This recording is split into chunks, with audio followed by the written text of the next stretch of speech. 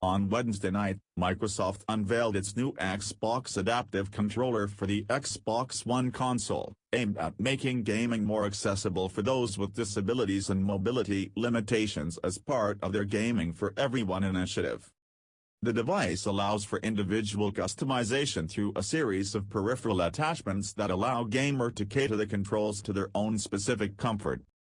For many, the current Xbox controller design, and those of other consoles controllers like Nintendo's Switch and Sony's PlayStation 4, presents a challenge to use as it was not designed for individuals with mobility impairments. The adaptive controller is a foot-long rectangular unit with a D-pad, menu and home buttons, the Xbox Home icon button and two additional large black buttons that can be mapped to any function. On its back are a series of jacks for input devices and various peripheral accessories, each of which can be mapped to a specific button, trigger or function on the Xbox controller. Everyone knew this was a product that Microsoft should make, Bryce Johnson, inclusive lead for product research and accessibility for Xbox, told Heat Vision. The original inspiration for the adaptive controller came during 2015's Microsoft One Week Hackathon, an event where employees develop new ideas and tackle issues with their products. Through a partnership with Warfighter Engaged, an all-volunteer non-profit that modifies gaming controllers for severely wounded veterans through personally adapted devices, a prototype was put together that would eventually become the adaptive controller.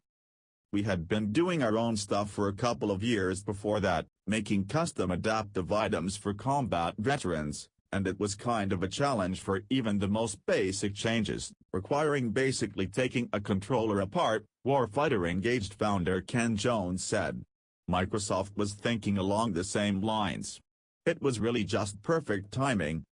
As development on the project went on, Microsoft began working with other foundations aimed at making gaming more accessible such as Able Gamers, Special Effect, the Cerebral Palsy Foundation and Craig Hospital, a Denver area rehabilitation center for spinal cord and brain injuries.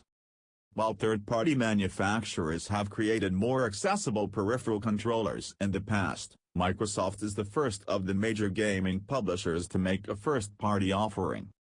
I think we're always open to exploring new things, Johnson said of Microsoft developing their own peripherals for the adaptive controller. Right now, I think the challenge is that there is a super large ecosystem of devices that we intentionally supported as part of the Xbox adaptive controller, and we want people to go out and find that vast array of toggles, buttons, etc. and have those work with that device. The Xbox Adaptive Controller will be available for $99.99 later this year.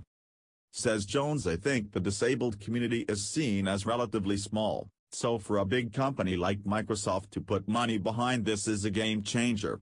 I think they'll see very soon just how big this community is.